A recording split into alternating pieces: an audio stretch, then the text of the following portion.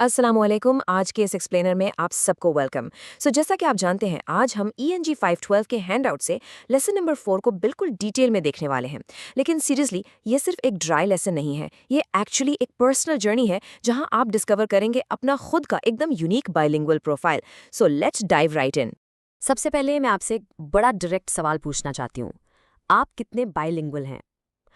शायद आप सोचेंगे, वेल मुझे 2 ज़बानें आती हैं, तो मैं कंप्लीटली बाइलिंगुअल हूँ, राइट? लेकिन सोर्स मटेरियल के मुताबिक इट्स नॉट दैट सिंपल। बात इतनी सीधी नहीं है। आज हम आपकी लिंग्विस्टिक आइडेंटिटी को पूरे 6 स्पेसिफिक डायमेंशंस पर मैप करेंगे। सो गेट रेडी, क्योंकि आज आप अपनी लैंग्वेज एबिलिटीज़ को एक बिल्कुल नए साइंटिफिक नज़रिए से देखने वाले हैं। ओके, सो ये रहा हमारा आज का क्विक एजेंडा। हम सिस्टमैटिकली इन चीज़ों को कवर करेंगे। बिलिंगुअलिटी क्या है, कॉम्पिटेंस और cognitive organisation, age of acquisition, endogenous या एक्सोजेनस, एडिटिव और सब्ट्रैक्टिव स्टेटस, और फाइनली कल्चरल आइडेंटिटी के असरात। तो शुरू करते हैं पहले हिस्से से। बाइलिंगुअलिटी क्या है? Establishing the baseline. Source material हमें एक बहुत ही इंटरेस्टिंग पॉइंट बताता है। बाइलिंगुअलिटी दरअसल एक साइकोलॉजिकल स्टेट है, यानी आपकी जहनी हालत। हैंडआउट्स परफेक्टली एक्सप्लेन करते हैं कि ये सिर्फ कोई आम चेकलिस्ट नहीं है कि आपने कितनी लैंग्वेजेस सीख ली हैं। It's way deeper than that. Bilinguality किसी भी फर्द की वो साइकोलॉजिकल स्टेट है जहां उसके पास सोशल कम्युनिकेशन के लिए एक से ज़्यादा लिंग्विस्टिक कोड्स तक एक्सेस होता है। बेसिकली आपका जहन सोसाइटी में लोगों से कनेक्ट करने के लिए 2 मुख्तलिफ ज़बानों का इस्तेमाल कैसे करता है। असल बाइलिंगुअलिटी एक्चुअली ये है। Moving on to the second dimension, competence and cognitive organization. Your brain on 2 languages.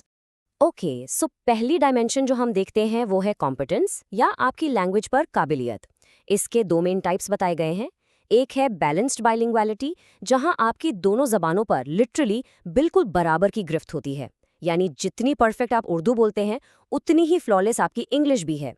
और दूसरी तरफ आती है डोमिनेंट बाइलिंगुअलिटी, जहां एक जबान नेचुरली दूसरी पर हावी होती है। अब जरा सोचिए और अपनी डेली लाइफ को इवैल्यूएट करें। क्या आपकी लैंग्वेजेस परफेक्टली इक्वल हैं, या एक लैंग्वेज आपकी डेली कम्युनिकेशन को कंप्लीटली डोमिनेट करती है? फैक्चुअली स्पीकिंग, ज्यादातर लोग एक्चुअली डोमिनेंट बाइलिंगुअल्स ही होते हैं। फिर आती है कॉग्निटिव ऑर्गेनाइजेशन। ये डायमेंशन तय करती है कि आपके माइंड में लैंग्वेजेस की मीनिंग सिस्टम्स एक्चुअली कैसे काम करती हैं। कंपाउंड बाइलिंगुअलिटी में दोनों जबानों की मीनिंग्स आपस में इंटरडिपेंडेंट होते हैं। आपके ब्रेन में एक ही कोर कॉन्सेप्ट होता है जिसे दोनों लैंग्वेजेस आपस में शेयर करती हैं। लेकिन कोऑर्डिनेट बाइलिंगुअलिटी में हर लैंग्वेज का अपना एक बिल्कुल इंडिपेंडेंट सिमेंटिक स्ट्रक्चर होता है। ये बिल्कुल 2 अलग पैरेलल ट्रैक्स की तरह है जो आपके माइंड में इंडिपेंडेंटली ऑपरेट करते हैं। अगर आप कभी एक ज़बान से दूसरी ज़बान में exactly word to word translate नहीं कर पाते क्योंकि उनका फील अलग है, तो कंग्रेचुलेशंस, शायद आप एक कोऑर्डिनेट बाइलिंगुअल हैं। अब आते हैं तीसरे हिस्से पर, age of acquisition, the timeline of learning. ये टाइमलाइन बहुत क्रूशल है। अगर आपने 11 साल की एज से पहले दूसरी ज़बान सीखी तो ये चाइल्डहुड एक्विजिशन कहलाती है। अगर 11 से 17 साल के दरमियान सीखी तो आप एडोलेसेंट स्टेज में आते हैं, और अगर 17 साल के बाद सीखी तो आप बेसिकली एक एडल्ट लर्नर हैं। So right now just pin point yourself on this timeline. किस एग्जैक्ट स्टेज पर आपने अपना सेकंड कोड एक्टिवली सीखना शुरू किया था? क्योंकि आपको पता है, इस एज फैक्टर का आपकी प्रोनाउंसिएशन, फ्लुएंसी और ब्रेन की लैंग्वेज प्रोसेसिंग पर बहुत ही गहरा असर पड़ता है।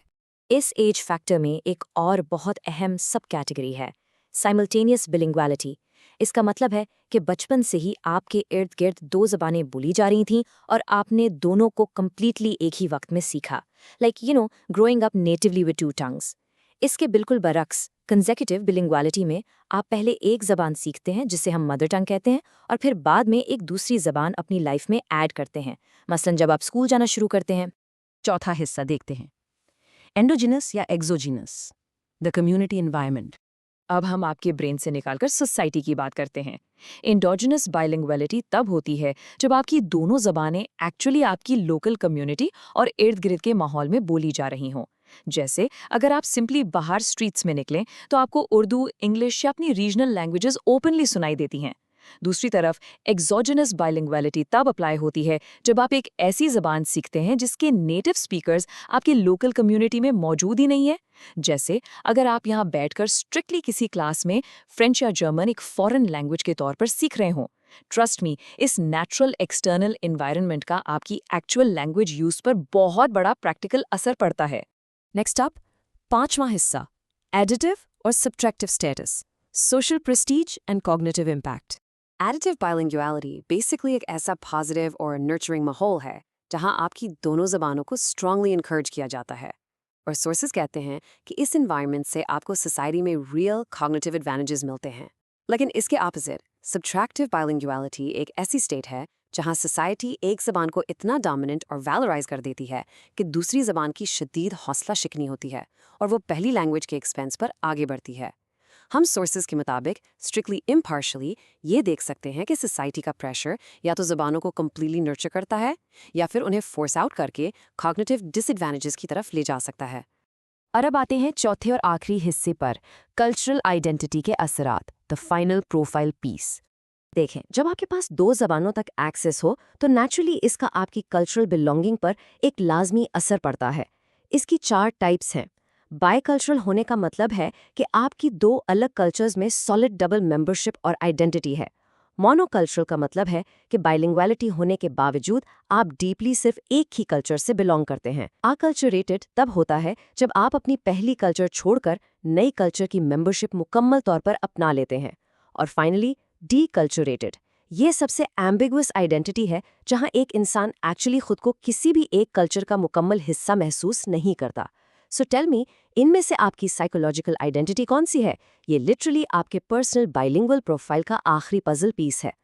तो अब जब हमने बिलिंगुअलिटी के इन 6 अहम डायमेंशंस को, competence, cognitive organisation, age of acquisition, community environment, social status और कल्चरल आइडेंटिटी को कंप्लीटली ब्रेक डाउन कर लिया है, तो वक्त आ गया है रिजल्ट्स कंपाइल करने का।